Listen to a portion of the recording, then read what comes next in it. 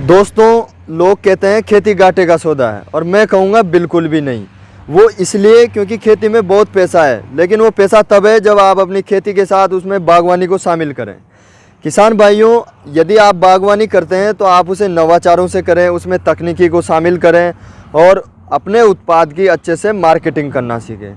यदि आप किसान भाइयों मार्केटिंग में एक्सपर्ट हो गए तो आप निसंकोच अच्छा पैसा कमा पाएंगे। किसान भाइयों, इसका एक बड़ा कारण भी है कि किसान मार्केटिंग नहीं कर पाता अपने उत्पाद की, क्योंकि किसान का अधिक पढ़ा लिखा न होना और उसकी कमज़ोर आर्थिक स्थिति।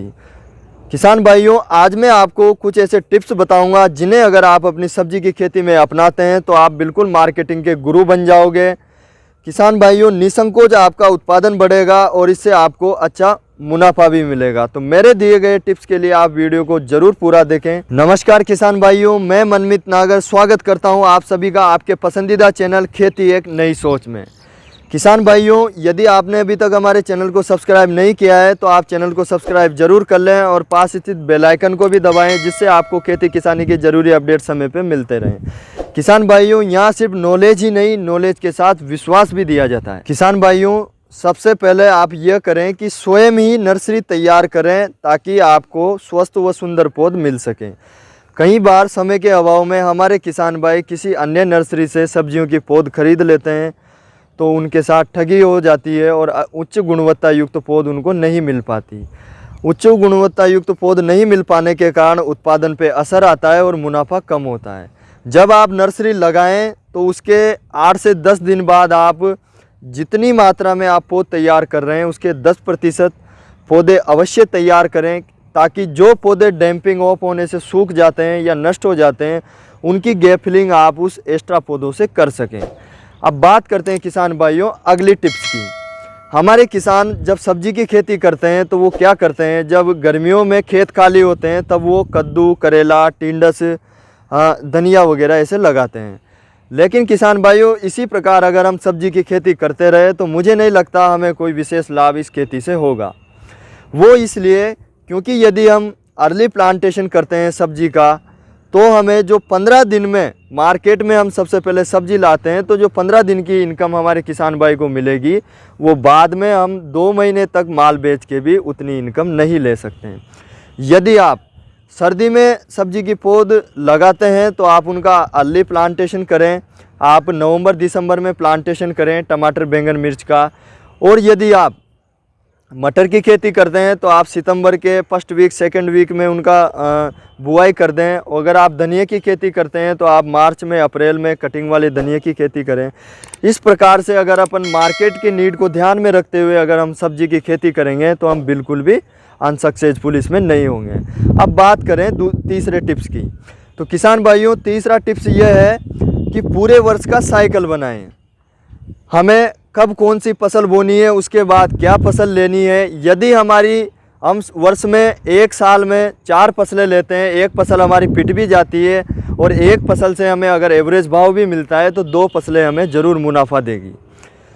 तो किसान भाइयों, यदि आप गर्मी में धनिया की खेती करते हैं तो धनिया के खेत फ्री होने के बाद आप उसमें टमाटर लगाएं, बैंगन लगाएं, मिर्च लगाएं।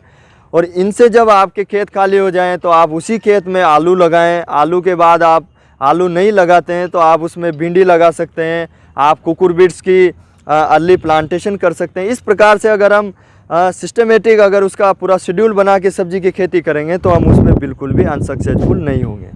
किसान भाइयों, चौथा टिप्स ये है कि जब कभी आप मंडी में अपने उत्पाद को लेके जाएं, अपनी सब्जी को लेके जाएं, तो कभी भी पर्टिकुलर एक ही आड़ती के आप उस उत्पाद को नहीं बेचें, क्योंकि एक ही आड़ती को अगर आप उसी उत्पाद को बेचते रहेंगे तो मोनोपोली हो जाती है मार्केट में और आपको अच्छा पैसा नहीं मिल पाता है। अगला मेरा टिप्स यह है कि जब आप मंडी में माल लेके जाएं तो आप महीने के 30 दिन माल लेके जाएं। इससे आपको ये फ़ायदा होगा कि महीने में 4 या 5 दिन ऐसे रहते हैं जब मार्केट की कीमतों में ज़बरदस्त उछाल होता है। यदि हम डेली बेसिस पर मंडी में माल लेकर नहीं जाते हैं तो हम फेल हो जाते हैं।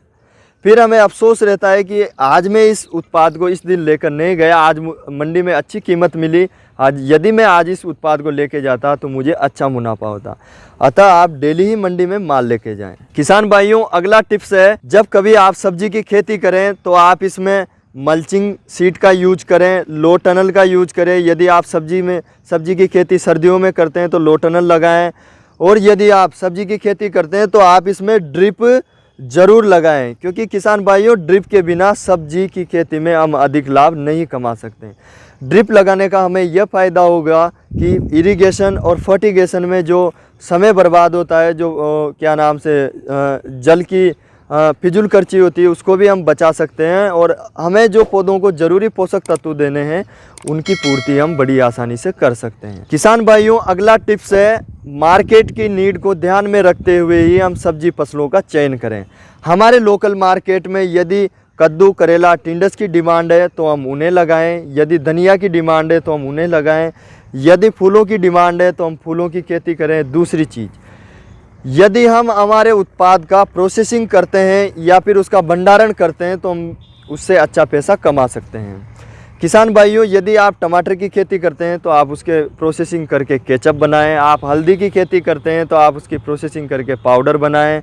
इस प्रकार से जब मार्केट में अच्छी कीमत नहीं मिल रही हो तो हम उसकी प्रोसेसिंग करके बाई प्रोडक्ट बनाएं, ताकि मार्केट में उछाल आने पर हम हमारे उत्पाद का अच्छा मार्केट रेट अर्न कर सकें। किसान भाइयों, सब्जी की खेती में हम मिक्स्ड क्रॉपिंग करें। मिक्स्ड क्रॉपिंग का हमें यह फ़ायदा होगा कि यदि हमारी प्रतिकूल परिस्थिति और मौसम की वजह से हमारी एक फसल अगर नष्ट हो जाती है तो किसान भाइयों, जो दूसरी फसल होगी उससे हमें ज़रूर मुनाफा होगा।